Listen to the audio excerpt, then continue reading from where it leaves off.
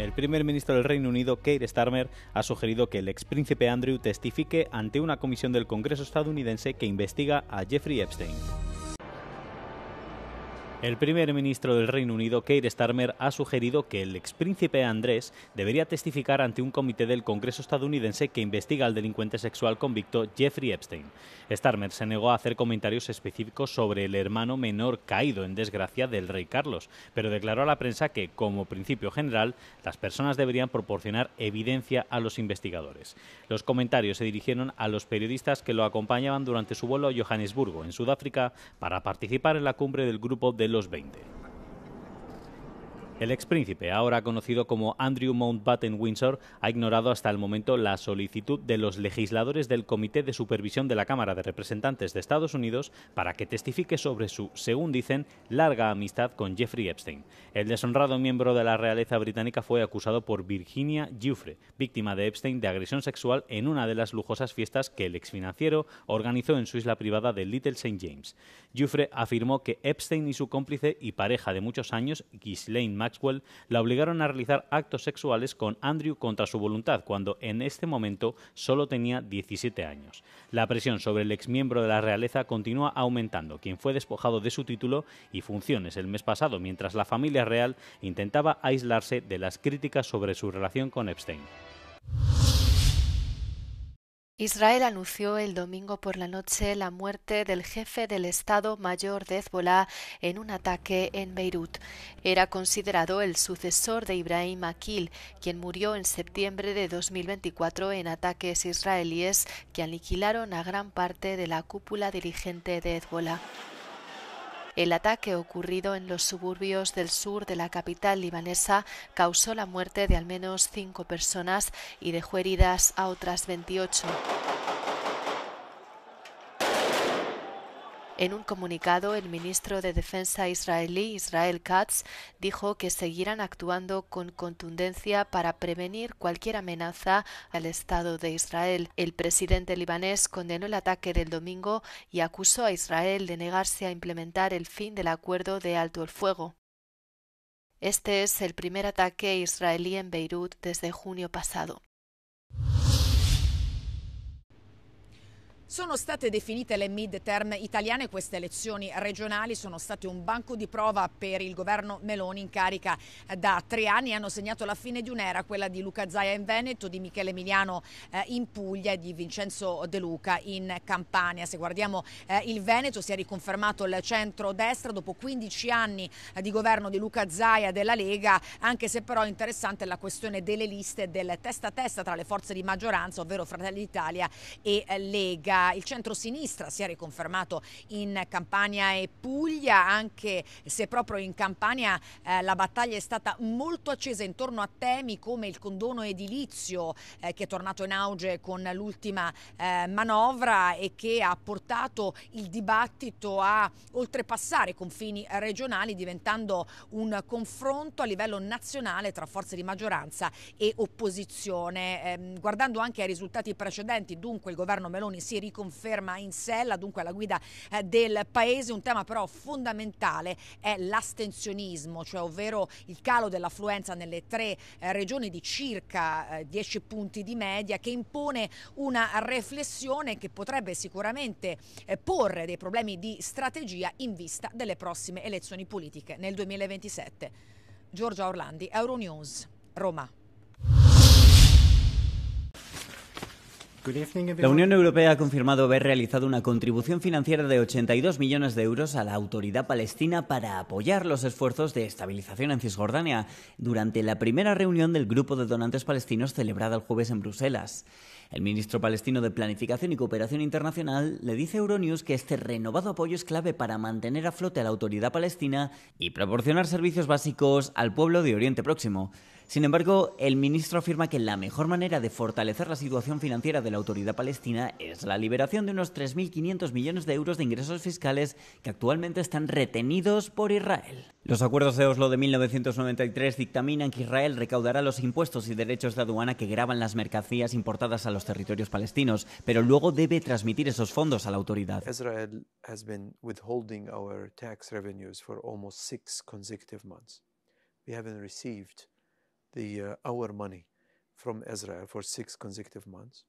And that money constitutes 68% of the Palestinian revenues. No country in the world can function without 68% of its revenues. Las 60 delegaciones que asistieron a la reunión del grupo de donantes palestinos insistieron también en la necesidad de que la autoridad, que actualmente solo administra algunas partes de Cisjordania, prosiga sus reformas fiscales, de gobernanza, sociales y educativas. We have also what we call the reform matrix between us and the European Union. It is built around 4 main pillars and 53 actions or milestones. So far, we are overachieving. So what we have achieved out of the 53 milestones, we have achieved 21 of the key milestones, and then the rest are already scheduled to be implemented next year and in 2027. Esta reunión tuvo pocos días después de la adopción de la resolución del Consejo de Seguridad de Naciones Unidas sobre el Plan para Gaza liderado por Estados Unidos, pese a la vulneración repetida del alto el fuego perpetrada por Israel tras la firma en octubre. Is China using TikTok to dumb down European children? France's President Emmanuel Macron recently claimed China is exposing the world to a cognitive war by keeping TikTok educational for children at home while dumbing it down abroad. Par exemple, leur TikTok à eux, puisque c'est une entreprise chinoise, n'a rien à voir avec notre TikTok à nous. Il est limité en heures d'exposition par jour et c'est du contenu pédagogique pour les enfants. Donc eux, ils ont totalement intégré que c'était une guerre cognitive dans laquelle on était lancé. What Macron is referring to is Douyin, TikTok's twin app that only serves the Chinese market. Both are owned by ByteDance, share the same logo, the same concept, and the same structure. To see whether Macron's comment about Douyin's content for children were true, the Cube used a VPN to download the app and created an account with a 13-year-old user profile. After scrolling for several minutes, most of the videos suggested in the feed seemed to be educational. They included clips of chemistry experiments, step-by-step guides to preparing recipes, and even English lessons. Nevertheless, the suggestion that TikTok in Europe provides no or very little educational material to children needs nuance. At first glance, the feed shown to users under 13 does seem to be dominated by entertaining and comedic posts rather than educational. Yet, since 2024, the platform has introduced an optional feed providing strictly educational content on science, technology, engineering, and maths, tailored specifically for 13-year-olds. It should also be noted that the adult versions of both apps are less regulated and show similar content which is shaped by the viewer's tastes. Another factor that does lend credence to Macron's claims is the general social media censorship enforced by Xi Jinping's government. By comparing Douyin's and TikTok's privacy terms, it becomes clear that Douyin operates under stricter rules that promote the Chinese state, banning content that seriously hurts national sentiments.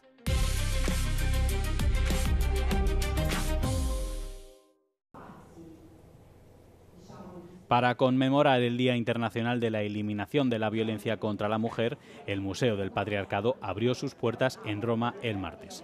El museo denuncia, a través de obras, décadas de abuso contra las mujeres italianas en todos los ámbitos. Se exhiben puertas dañadas por golpes, frases que explican lo que las mujeres pueden y no pueden hacer, es decir, la desigualdad arraigada en la cultura, y nóminas de diferentes tipos.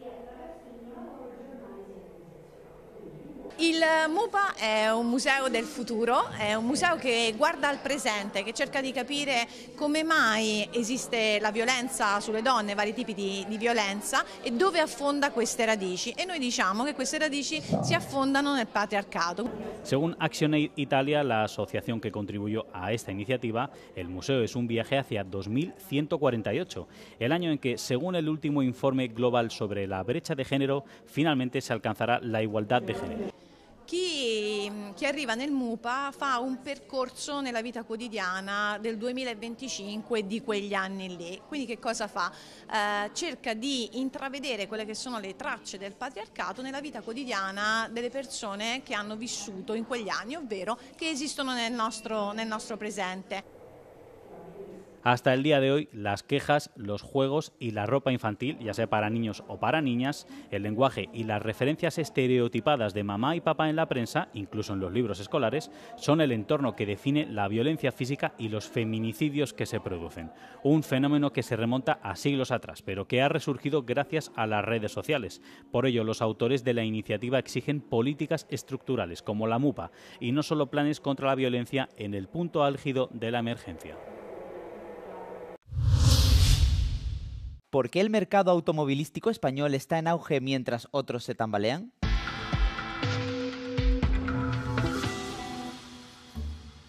Hasta ahora, 2025 no ha sido el mejor año para el mercado automovilístico europeo.